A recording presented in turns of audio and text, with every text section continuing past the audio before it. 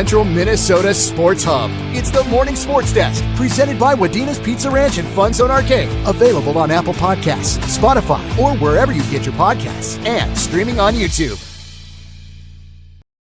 Powered by Pizza Ranch and FunZone Arcade in Wadena. It is the Morning Sports Desk. I'm CJ Baumgartner. No Corey Tackman today, but it is a Monday, which means we're talking with Verndale Pirates Activities Director Greg Johnson joining us here on the Morning Sports Desk. And Greg, great to see you again. How are things going? Only a few days away until Christmas.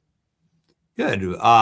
We don't have school here today on Monday before Christmas here, so we had a good start to the school year and a fun fall season, and now we're into the swing of things in our winter sports season. Yeah, let's go around the horn here. Obviously, you're the head boys basketball coach. I know we were just chatting a little bit before we got going, but just give us the lowdown here on the boys basketball season. Just talk about how things are going and just kind of how they're meeting your expectations. Well, our record right now is 1-6, but I don't know if that's reflective as to how our kids are improving. I think we challenge them every day to get better every day, and we just got done with practice here, and I thought we got better today. We played better on last Thursday and Friday over at the Pillager Christmas tournament. We do have a key injury on our team this year right now, and we had a couple other guys get hurt before Christmas, and so hopefully after when January comes around, we'll be healthier and we'll continue to improve. What have been obviously, records still improving, team improving, like you talked about. What's one of the kind of bright spots you've seen out of this team that kind of, like you said, as you get into January, like, hey, we can hit our stride if we just do this and that. What have you seen out of that part? Extremely coachable kids who are working hard to continue to get better. And that's when you have a shot to get better throughout the season. So our kids' attitudes are outstanding. And that makes it fun to come to practice for me. And I think that makes it more fun to come to practice for the kids as well. Moving over to the girls basketball side of things, in a little bit of a unique situation this year, but playing hard in the games I've seen, things are going along. Just kind of talk about where that team is at and just kind of how things are rolling with them. Yeah, unfortunately for the girls team, the numbers are extremely low. We have 2 seniors out and a junior out, and 3 sophomores out. And then from there, we've been playing some younger girls. I think 3 7th graders played in the game the other night, in the 2 tournament games over in Pillager. So, so they're trying to build up youth program and hopefully they can all stay healthy. And when I get to observe a little bit of their practices or how they perform, they're working hard. They play together. They come every day with a good attitude. So that's all you can ask. And, whether it's a senior in Elstrom or whether it's the 7th graders, you have a couple come to mind in Hinkle and Schmitz, it really feels like no matter how old they are, they all kind of feel like, they're starting to build that synergy, right? Starting to get a little bit comfortable with each other. And like you talked about with the boys, just kind of getting better each and every practice. How, obviously this year trying to figure things out on the fly a little bit, but, where's the hope there in terms of like, hey, if we can kind of figure things out and let these girls grow together, we have an opportunity to do something special, right? Yeah, I think, I think a danger is to try to get too far ahead of yourself in that line of thinking. Right now, it's how do we make it the best experience for as many girls in our program as we can, and that's the best way to try to build those numbers. And same in the boys' experience. You want to build you want to have every day be the best experience you can possibly give the kids. And I think Mr. Schlutner and Mrs. Schmitz do a good job with that with the girls program, and so. That's, I guess, hopefully where you go. I don't want to, people start to say, well, you're playing young girls. What's it going to look like in the future? Well, we should take day by day right now. Couldn't have said it better myself. Looking over on the wrestling side of things, obviously every winter, Bertha Hewitt Verndale Parker's Prairie Wrestling is right in the mix, and no different this year. Just kind of talk about how those guys have been looking early on, and the girls, and just what you've seen out of them. Yeah, with the girls program going strong, we got our wrestlers that feels like going out somewhere every day, and I know the wrestlers are going to be going. The girls wrestling team will be going over break up to wrestling in a tournament. The boys team had the wrestlers were over in Piers for a dual tournament last Friday. My understanding is that they've been wrestling fairly well without having, early on, we haven't filled some of the top weight classes, but they're still very competitive and actually won some tough matches. And so I know some of their bigger kids, they'll fill some of those weight classes as the season goes along. And I'm fully expecting them to get it rolling as the season and continue to be successful. When you look at kind of the growth of the girls wrestling program, I know it's still a very new sport as sanctioned for the Minnesota State High School League over the last few years. But what does it say about, the wrestlers in that program that there's a good amount of girls and that kind of right from the jump that they've been able to pick it up and grow? What do you think has kind of been a testament to that? Well, I think a lot of things go into it, but I think our coaching staff did an outstanding job of embracing the girls wrestlers who are there. Early on, when girls first started wrestling, we had an outstanding wrestler right away, and then that helped build our program. And Abby Irvesty kind of she competed against the boys, and then had a great career as a girls wrestler when they were doing just the tournament at the state tournament, and I think that helped our numbers as well. And then I think our coaching staff did a good job of embracing that and not shying away from adding girls to the program. Just kind of when you see things going on, whether it's Raider wrestling, whether it's Pirate basketball, just talk about that atmosphere in the gym, every single night throughout the winter. What about the Verndale gym kind of buzzing on a game day makes it so special? Well, I think I'll tie it back to how our younger girls are able to assimilate with our older girls. And with our size of a school, it's obviously we're a small school, and our junior high kids know our high school kids, and they interact with each other all the day. Our elementary's in the same building. And so I think we have a lot of kids who pull for each other. And I think we have families that pull for the other teams. You'll see parents of boys basketball players still supporting the girls basketball team or the wrestling team, and vice versa. And so I think it's a pretty tight-knit community.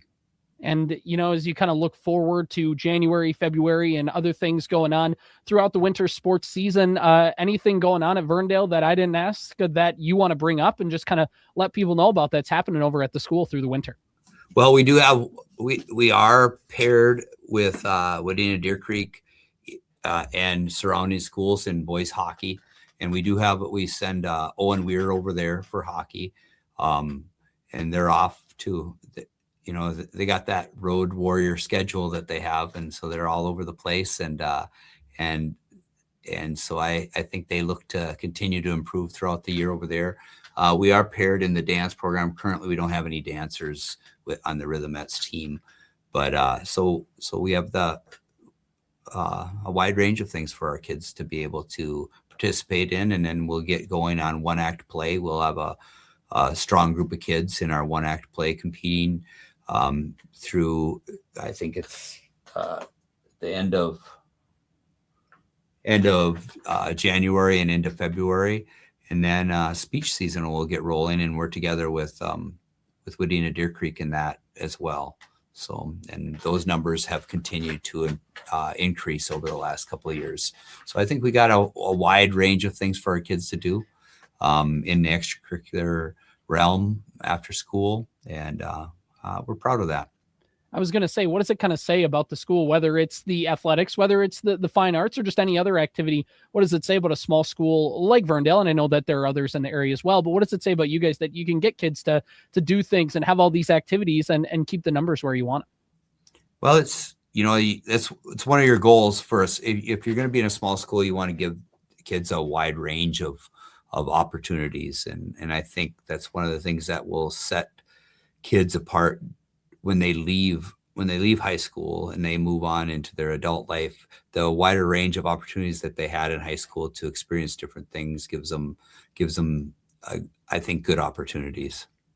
Always something going on at Verndale. Talking with Verndale Pirates Activities Director Greg Johnson here on the Morning Sports Desk. And Greg, appreciate the time as always. I know you got a busy winter and spring and all that stuff ahead as Activities Director, but we appreciate you taking the time to hop in, and we'll talk to you next time. Thank you. Appreciate it, CJ. Once again, want to give a shout out to Verndale Pirates Activities Director Greg Johnson for joining us on the Morning Sports Desk. Always great to get to check in with those ADs and see what's happening at the schools, and just, get to be a fly on the wall a little bit there. So appreciate Greg for his time. Let's take a second to talk about the Pizza Ranch and FunZone Arcade in Wadena. And if you're listening, you're probably a last minute shopper. Maybe I'm calling you out, and I don't mean to. But look, there's only like 3 days until Christmas. You got to get on that. Come on. Luckily, the Pizza Ranch and FunZone Arcade is your place to go for that hard-to-shop-for person, because who wouldn't want a Pizza Ranch gift card for Christmas? And not only can you give a great gift, but you can also help out our veterans. So here's the deal. This is your last chance. Double your impact with every gift card purchased now through the end of the year. If you buy a Pizza Ranch gift card now through the end of 2025, the Pizza Ranch and FunZone Arcade in Wadena will donate $1 to the USO, which is an organization serving America's heroes for the last 80 plus years. And with your help, they're committed to giving out at least $50,000 up to $100,000 this holiday season. It's just a simple gift, but it can make a big difference. Not only because we love the pizza, the chicken, mashed potatoes, the full spread at the Pizza Ranch and FunZone Arcade in Wadena, but you also know that a gift card not only is going to be a gift to that special someone, but a gift to an organization that has been helping out veterans for almost 100 years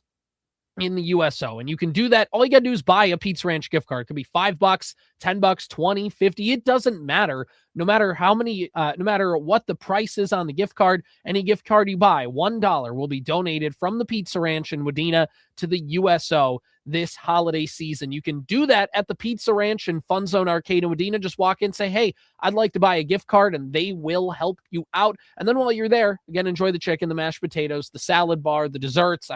Full spread there. You might as well get some food there. You get a big waft of the smell at the Pizza Ranch and FunZone Arcade in Wadena. You're going to be hungry even if you just ate. And then, of course, you can work off your appetite with or work off the food you ate at the FunZone Arcade in Wadena and enjoy all the games and prizes there. Kids coming home for winter break need something to do.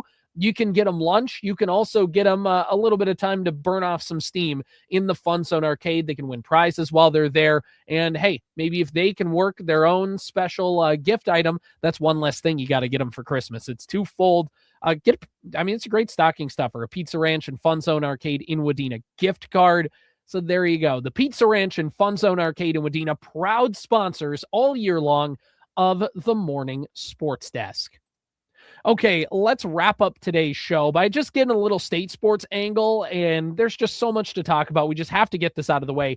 First of all, the Minnesota Timberwolves come away with a huge win late, with Chris Finch absolutely losing it on Friday night against the Oklahoma City Thunder. It was very early in the game, and it was like 6 minutes in. Anthony Edwards gets hacked going up to the rim.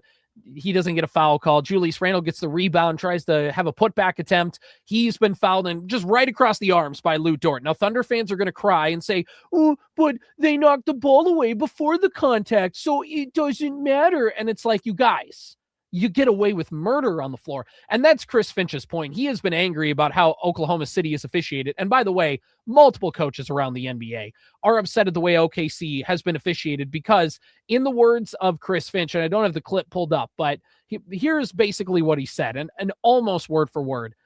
They foul all the time, and then you can't really touch Shea. So not only do they get to hack you when they play defense, but when you play offense, their best player is a foul baiter, and you can't play defense yourself, at least not in the way that's the same as the way that they get to play on the other end. And it's incredibly frustrating. And Chris Finch had just had it, and he blew up. It was on the home floor, prime time, prime time, pun not intended, was on Amazon Prime, national TV game. This was a big deal. Cool to have Michael Grady, Wolves play-by-play guy, on the national broadcast for Amazon. He's been doing a lot of that this year. That's why he's not on the main calls every night, although Alan Horton has done a good job filling in with Jim Pete. But either way, Finch blew his lid early, one, because he'd been upset, 2, to try and motivate his guys, and it didn't quite kick in right away, but eventually it did. And 3, the Wolves shot 41 free throws that night. And look, it shouldn't have to be this way, but basketball coaches will tell you, you got to advocate for your team. You got to sometimes get in the ear of an official and kind of let them know right away that I'm not going to stand for it. And officials are human. We're all human. Home court, coach in your ear. Sometimes that can have an effect. I'm not advocating that coaches should do it all the time, but that's what happened in that NBA game. But he got the Wolves to the free throw line 41 times. Now, they didn't necessarily make the most of it. They missed a ton of free throws, but having so many in the aggregate, they were able, I think they were like maybe 25 of 41 or something like that, where it was like, okay, but not great. And if they would have made more free throws, they would maybe not have had to win on a last second clutch shot by Anthony Edwards. Tough step back 3, down 2, under a minute to go. And I remember watching at night, wife and kid are asleep. I'm trying not to yell to wake either one of them up, but I'm in the final possession of the game.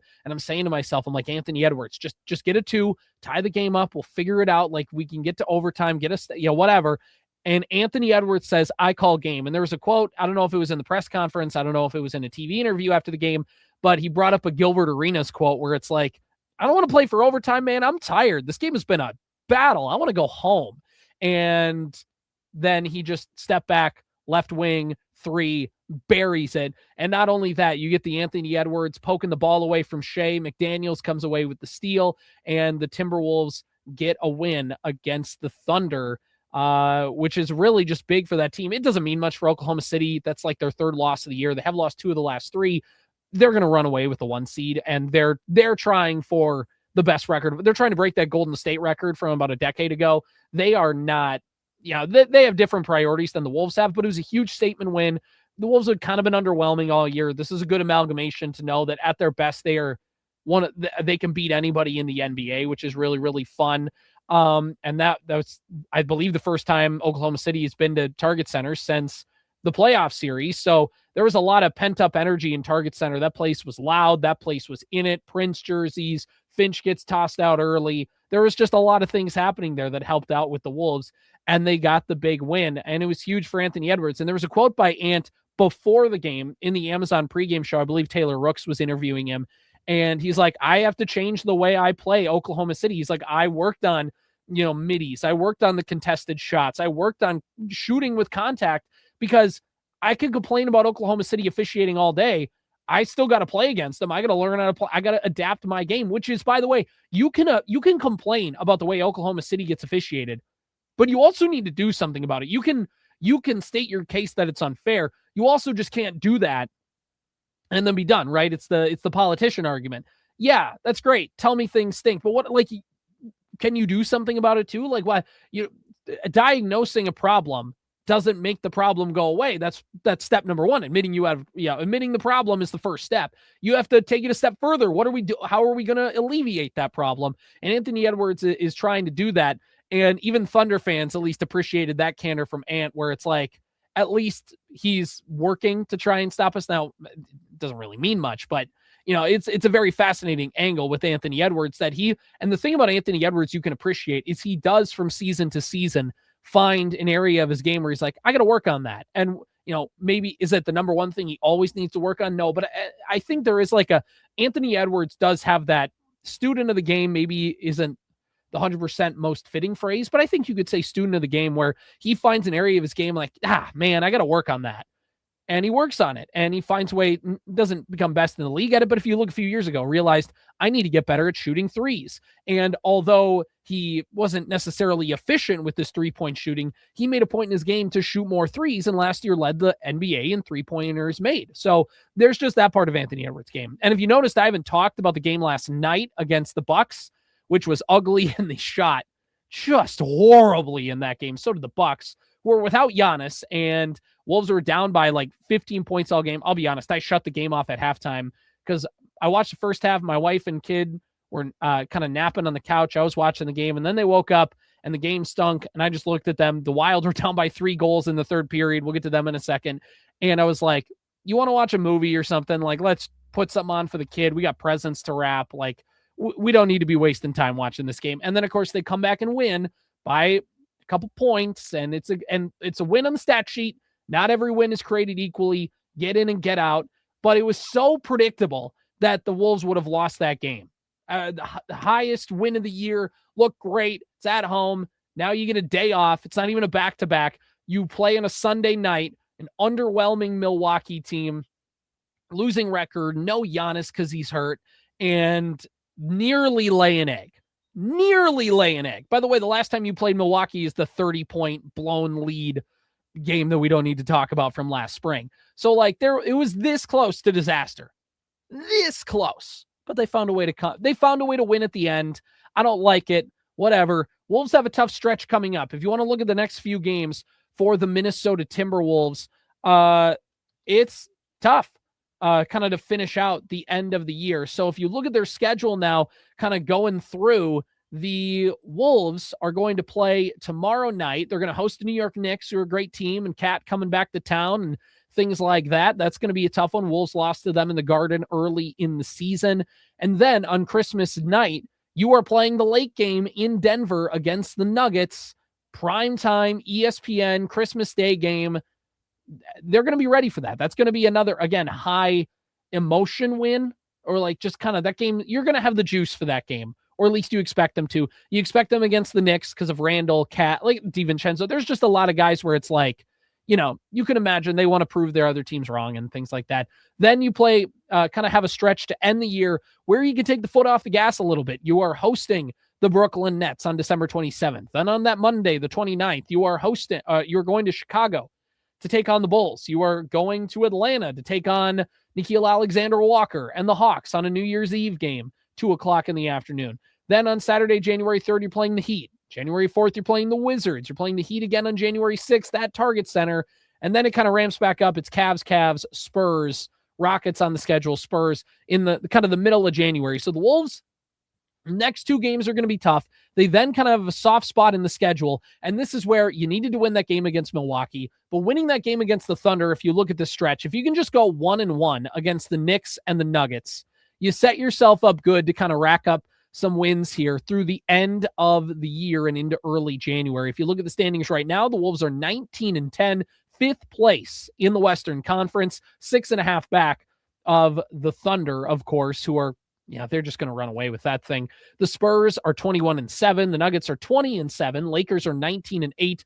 Wolves 19-10. Rockets 17-9 at the 6th spot. Suns are in the 7 at 15-13. Warriors 14-15. Grizzlies 13-15 in the 9 spot. The 10 has the Trailblazers at 12-16. So there is an opportunity to stack some wins here. And the mission, as always, with as good of a team as the Timberwolves are, and now with playoff pedigree, avoid the play-in at all costs.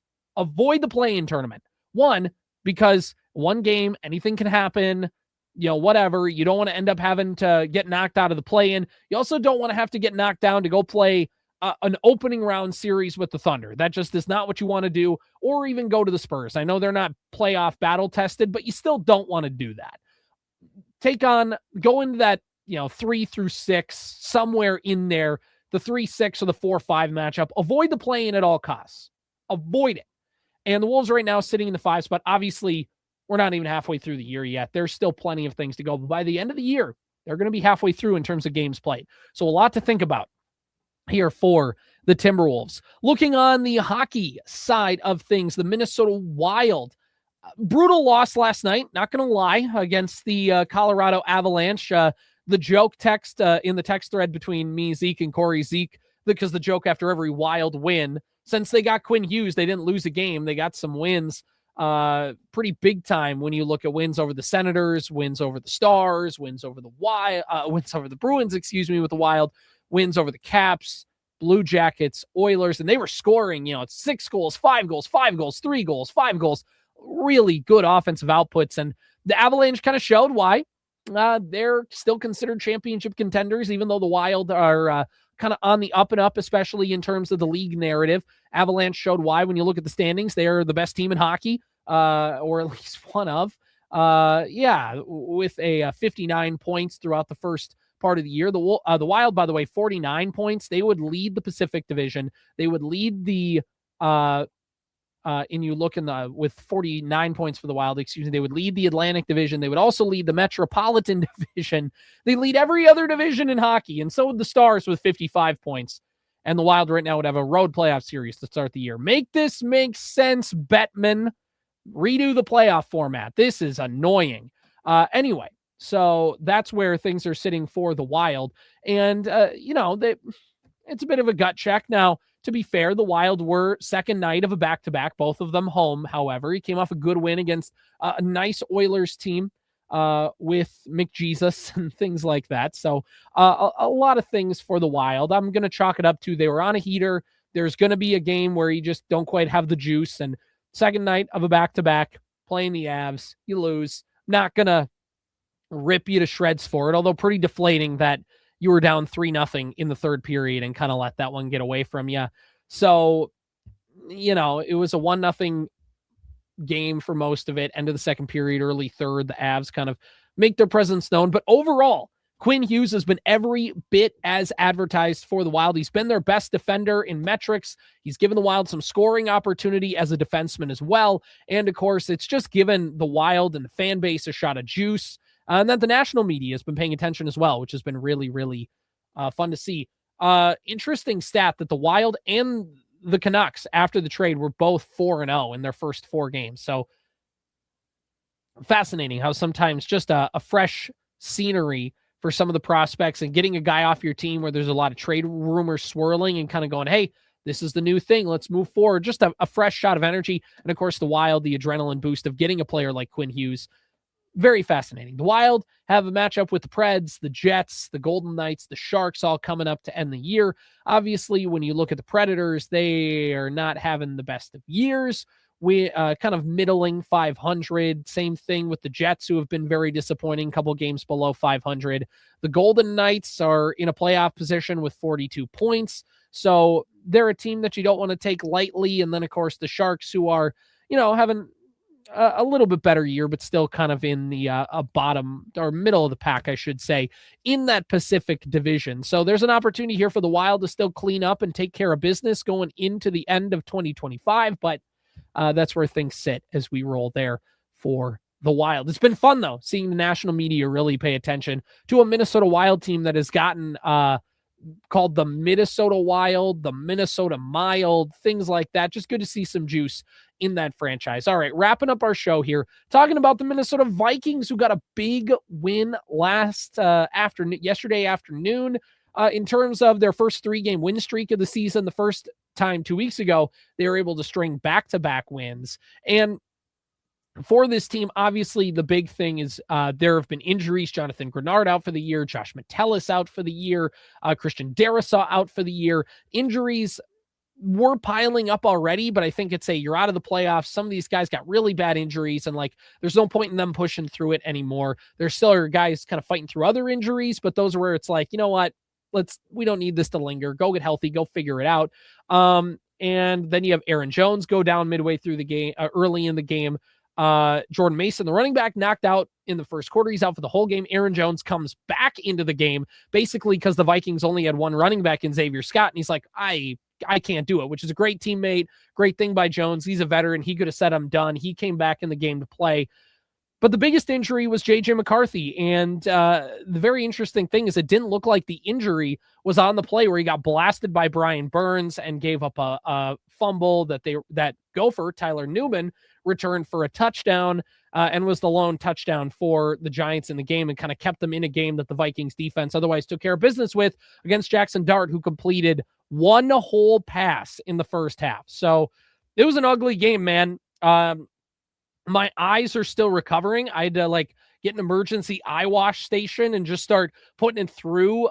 It's the quote from Billy Madison where everybody is now dumber for having heard that answer. Everybody is now dumber for having seen that game, or at least everybody is just now more empty inside. I don't know. That was an awful game, man. It was awful. And not only that, JJ McCarthy having a bit of a rough game so far. Now, to his credit, he threw a great pass to Addison. Addison dropped it in the end zone off the hands of Naylor. That was a pick six that got turned back because of a penalty. A couple other drops throughout the game. And JJ McCarthy himself getting hurt on a play where his hand hit the helmet of a Giants pass rusher, and his hand wasn't broken. They said after the game, x-rays were negative, which is good, but he was in a lot of pain. The trainers were looking at him on the sideline, and you could tell they did something, and just an instant reflex of pain, he like completely moved his arm away from them. And that's one where they're like, yep, to the locker room, you're done. We're going to go get that thing x-rayed. Max Brosmer came in the game, got a game-winning drive. Brosmer time, everybody. He played well enough, made some safe throws, didn't turn the ball over. Got the Vikings a couple field goals to win the game. Nice throw to Justin Jefferson on a 3rd and long at one point. Didn't look amazing, but kept the train on the tracks and got a win. And I say a win in the sense of that's a win in the record books. Not great defensive performance, nothing else really to inspire confidence in the unit. And this goes to show JJ McCarthy should play against the Lions, although it is technically a Thursday night game. They're playing on Christmas against the Detroit Lions.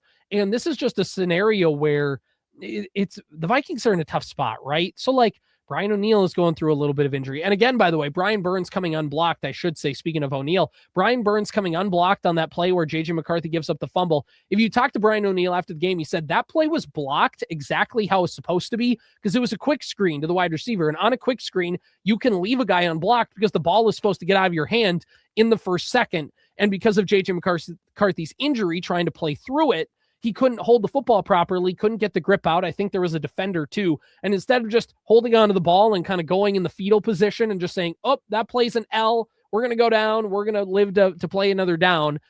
He just kind of double clutched it, got blasted, lost the football, and then didn't come back in the game after that. And that's another thing from McCarthy of just, I get he's trying to play through injury. I get he wants to be on the field and he should be. There is that fine line, though, of are you playing hurt or injured? Are you helping your team or hurting your team by still being in the game? And this is the other thing, too. If JJ McCarthy is unable to play, what is going to happen here? Because you only have then 9 games to go off of, 8.5, where you can actually talk about JJ McCarthy, and that's just not a huge sample size. I understand injuries, and that's not his fault. But also at the same time, JJ McCarthy had an opportunity, and still does if he plays, to show the team what he can do. Now, how healthy is the hand? How healthy is his offensive line, by the way? Christian Darrisaw is out. Brian O'Neill is playing through injuries. Ryan Kelly got potentially, they didn't officially say it, but potentially another concussion. That dude might retire, and that dude probably should retire. So you're going to play with a backup center, a backup left tackle. You'll have Fries, you'll have Jackson. You'll have O'Neill, who is playing through injury. But again, you have Aiden Hutchinson. You have a great Lions pass rush that's coming. And by the way, that's a motivated Lions team. They lost a heartbreaker to the Steelers yesterday. That team is fighting for their playoff lives. And sometimes in the NFL, playing a desperate team, no matter how good the record is, no matter how well they've been playing, a desperate team is sometimes the worst team to play. That Lions team is going to come in. They want to avenge a loss from earlier in the year. And the Vikings are banged up in some key positions like the offensive line. Obviously, Grenard banged up defensively and things like that. But this is a Vikings team that is kind of limping to the finish line a little bit here, and they're playing a motivated Detroit team on Christmas. Snoop Dogg in the house, Snoop Doggy Dogg. But even if JJ McCarthy is good to go, he's going to have a banged up offensive line again. How healthy is his hand, and how accurately can you judge these performances if he doesn't play well, if his offensive line is bad and he can't throw because his hand is hurt, or at least it's impaired enough. And that's the thing. How well can you judge a JJ McCarthy performance where the offensive line is bad? Because you can always go, well, he didn't play well, but his offensive line is bad. What are you asking him to do? And that's correct. That's not wrong. But also, there does need to be, at some point, some good tape consistently that McCarthy can put on. And he did it against Washington. He did it against Dallas. They're two of the worst defenses in the league. And the Giants had a great pass rush, not so much a great secondary. And that game, the Vikings were screen passing them to death. So it's kind of tough to tell really what that game looked like in terms of just throwing and progressions and all that. Started to be a few more throws to Jefferson, but ultimately, again, not quite the big performance we were hoping for. But it's very fascinating what the Vikings do. I think this game, and again, I'm not saying this is what they should do. I'm not saying it's fair. I'm not saying I'm out on McCarthy. That's not what I'm saying. But this game might have cemented that the Vikings have to go get somebody this offseason who can legitimately compete for the starting job. somebody a step above a Carson Wentz. And that's no knock on Carson Wentz. He's a fine backup quarterback, and he was a fine backup quarterback for the Vikings this year because Justin Jefferson's best games were when Carson Wentz could rip the football to him and trusted to throw the football to him and things like that. But you need somebody who you can trust to start for multiple games. And I'm sorry, Carson Wentz, same boat as McCarthy, just not get hurt. Not Carson Wentz's fault, not JJ McCarthy's fault. But your best ability is availability a little bit here. And it's no knock on McCarthy, but we need to know. And if the Vikings don't know, you can't just roll into next offseason and say, well, McCarthy's got to prove it. We'll work on the mechanics and he just needed more time and he got more time and we could build off this. This team needs to win now. This season, although the Vikings could finish with a winning record if they win their final two, and those would be some big wins, that's still a disappointment. And I think O'Connell would still be on the hot seat of like, you guys got to make the playoffs here. Mike Zimmer only missed the playoffs in back-to-back years once in his career, and that got him fired. So in this organization, the Wolves expect to make the playoffs, and they're disappointed in this year, I'm sure. That doesn't mean that there weren't some understandable reasons why that didn't happen and some not so understandable, but it will be fascinating because I think this game just cemented that J.J. McCarthy is going to have some competition. I don't know who that's going to be. I don't know if it's Mac Jones or Geno Smith or Kyler Murray or trade for Joe Burrow is kind of the nuclear option that I think even if McCarthy looks good in the final two games, you still should just go trade for Joe Burrow because he's Joe Burrow. But you got to figure that out. That's going to cost a lot, whatever. You got to go through the math. I still think you should do it. But all of this is to say, this is not a knock on McCarthy, and this does not mean that his career with the Vikings is over. But what this is to say is there's just not going to be enough good sample sizes unless something radically changes for the Vikings to think that they can just come in with a Carson Wentz as a backup quarterback, with a Max Brosmer as a backup quarterback, with a Sam Howell as a backup quarterback, where McCarthy is just going to have that job. And if he struggles, there is going to be no reason to bench him. There needs to be a Daniel Jones type, not necessarily Daniel Jones. He's rehabbing the Achilles. He's not going to be ready for the start of the year.